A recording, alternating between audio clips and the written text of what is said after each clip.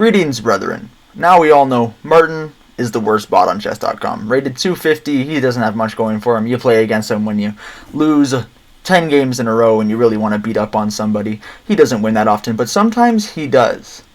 And we're going to watch some games where he actually beats some people online. And, of course, to protect the identity of the unfortunate soldiers who lost to Martin, we'll just be cropping their names out here. But we'll watch three games that Martin bought. We'll be playing against these people. So, we start off just e4, e4. Fantastic. This is not a great move. Prevents the knight from coming out. Prevents the queen from going out. The pawn's not even under attack, so there's no reason to defend it. Anyways, Martin just brings out the bishop. You know, this is also a really bad move because now the knight can't go to this natural square. It's, you know, you usually want to play out two pawns in the center if you can. Bring out the bishops. You know what the deal is. However, Martin plays this check, just going straight into it. Now, this is not a big deal as long as our protagonist just pushes the pawn forward, and it's all gone wrong. The king moves to e2. This is very big danger now. The only way this check is possible, the king's got to run all the way over here. It is not a good scenario. Right now, the king, if this check, can only go to this square right here. That's okay, though. Martin's not very tactical. You can just work around it. See? Martin doesn't even see that check. Not a big deal. Now, this is a blunder for many amount of reasons, but it's, you know, it's, you got to focus on, the task at hand right now. Right now, the problem is getting rid of, letting the king escape. This pawn move is still really good. But, of course, Martin not seeing anything. That's totally fine. Now it's all gone wrong. Now you'll see the evaluation bar. There is, it's mate in 1. Why? Well, we said before, this was the only square that the king could escape to. Now, it's blocked off. So, unfortunately, this poor soldier gets mated by Martin. Barely any. How many moves was this into the game, even? 6 moves into the game, it says. Wow. So, 6 moves each. Martin decimating, absolutely, ruthlessly destroying this poor soldier. Okay, on to the second game now. Second game, and then we'll have a third game where Martin's actually white. So, for now, of course, we got e4, e5, this pawn thing. Again, tons of beginners tend to do this. I'm not entirely sure why, but yeah, now Martin just gives up a pawn in the center. Fantastic. Good job, Martin. Martin, now, okay, going into the anchor point, trying to attack the bishop, which, of course, the protagonist does not see. He actually moves the king. Moves the king. Fantastic. Before, the white probably saw, oh no, this is a fork. Rook, king, I got to move out of there. Unfortunately, they forgot that their knight can also, the queen can also just defend it. Also, this just hangs the bishop, so you're already losing. However, Martin doesn't see this, of course. Martin, you know, just keeps on developing. Now, our protagonist here wants to get rid of the knight because it's in a bit of an annoying position. However, you got to realize, hey, if I'm trying to kick out this knight, the knight's going to go somewhere. Where's he going to go? Here, here, here, here, here, here, here, or here. Now, obviously, all of these spaces on the bottom are pretty bad moves, but this bishop is just hanging. This pawn is also just hanging. Now, I'm sure you can guess which one that Martin goes for here. The pawn, obviously.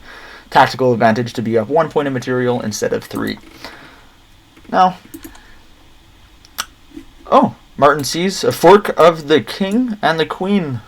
However, yeah, there's just a pawn, and our protagonist sees that clearly. Okay, Martin begins his onslaught on the right side of the board towards this weak king. Fantastic. White just completely ignoring it by pushing that pawn there. Rook into the game, rook into the game. King move, bold move by Martin there. White's here probably trying to zigzag, get the rook into there. No reason to develop any of these pieces, not at all, don't even worry about it. Martin now gives away the rook for completely free, even though he attacks this pawn here, even though it's defended by 2 pieces, and just hangs it completely for free. Of course, our protagonist sees it. Now, our protagonist just gives away the bishop for the pawn. Maybe they just wanted to open up the room more. Who knows? Give that one an honorary brilliant just to open up this king. Now, Martin's only moved pieces on the right side of the board. Pretty much everything on the left side is just stay in there.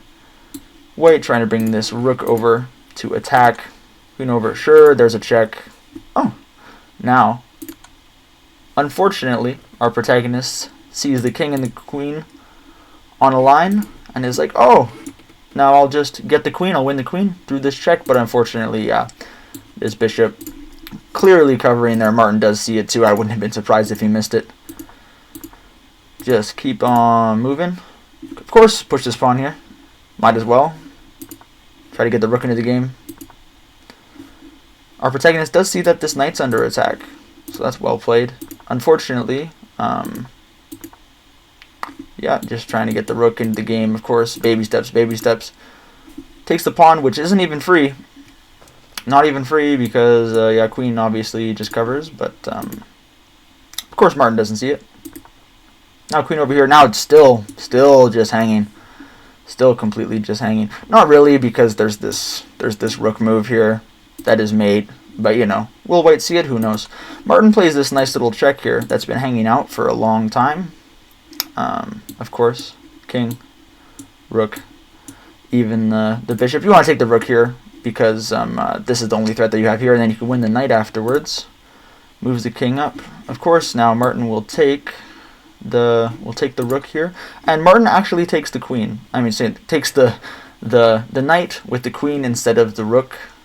But now, unfortunately, we'll wait for this evaluation bar to catch up here. But this is just mate, just a typical ladder checkmate bat rank. Nothing that can happen about it. We'll just wait a sec, see for this evaluation bar to catch up. Just wait a second here, not a problem.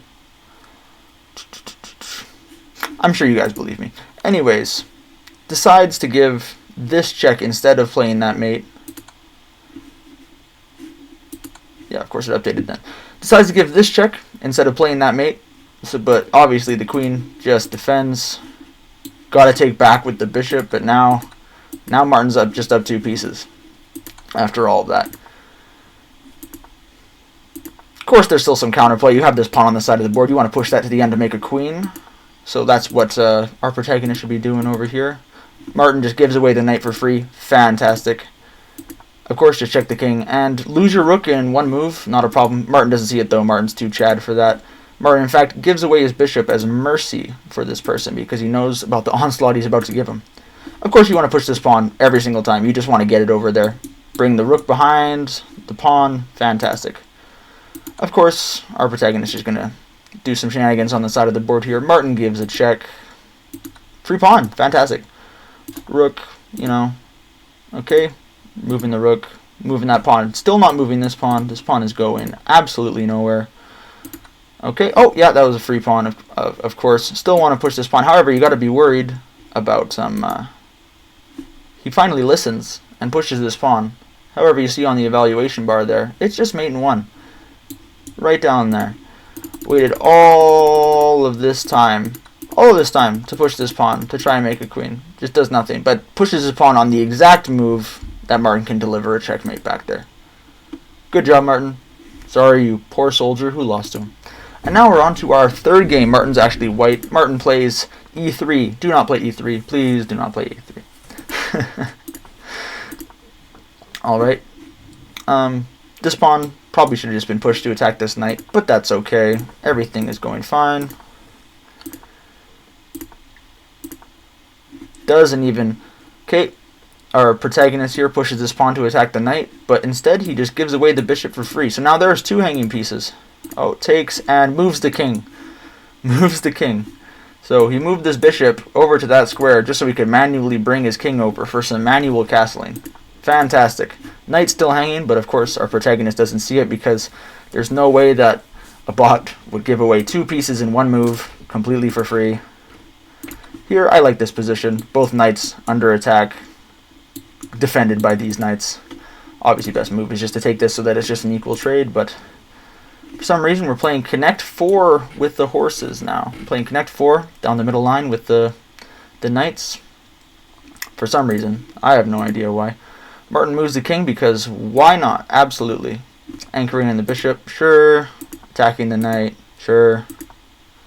Now this is a bit tricky. You can't take the pawn because the bishop actually pins it to the king, but you know, just some developing moves, moving the queen over. Probably trying to get this over to attack the king over there. Instead of actually like pushing this pawn to defend the completely barricaded bishop, Pushing it here, he just pushes it all the way, so now the bishop is just going to live there for the rest of his life. Some stuff going on. Fantastic.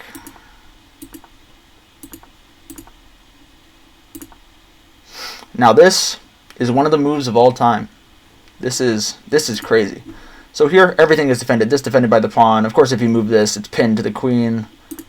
But Martin moves it anyway, hanging the knight here, but also hanging the queen as well, both at a time. Of course, our protagonist thinks, oh, knight, right there, and just takes it. Queen's still hanging.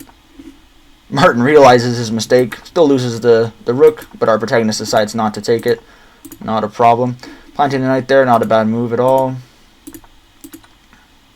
Fantastic. Just go into town. Martin completely just hangs his queen, just leaves it there. Rather take the bishop than the queen. Danger levels, but of course the wrong version of danger levels. Oh, my queen's under attack, so I'll attack your bishop. Too bad my queen's worth 9 points of material, and your bishop's only worth 3. Doesn't even take back the knight, by the way. Knight's safe. Bishop still hanging. Bishop is still hanging. Gives a check. Gives a check. Gives another check. We got mate in 1 on the evaluation now. But, of course doesn't find it. That's totally okay. The king is now on a journey. A journey to freedom over here. The bishop is still hanging, but that's okay. You have a roaring attack. Queen's hanging, but that's okay because you can just do another check with this rook over here. King runs away again. And takes a pawn that's not even for free because it was defended over here, but you hang the queen anyways. This is definitely one of the moves of all time. Because even if you take this rook defended it anyway, even if the queen was not there. So it's quite interesting. Just take the queen. Maybe the idea was that here takes, if you take the rook here, then the queen can just take here and deliver checkmate, which is quite nice actually, but unfortunately, yeah, you could just take your queen and it's all gone.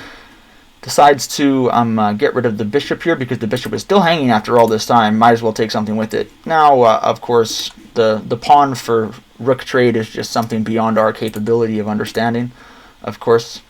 So now we got a two rooks versus rook and knight and bishop here. So the only thing you want to worry about here, obviously, which is shown by the game review, you want to worry about back rank mate here. So what I would do, I would just create a little safety for my king, and then just go and try to attack this king, because the king is super weak. And of course our protagonist just leaves the back rank open, allowing Martin to deliver checkmate on the back rank. Well, we get some respects for the 3 soldiers who lost to Martin today. May they rest in peace. Godspeed, brothers.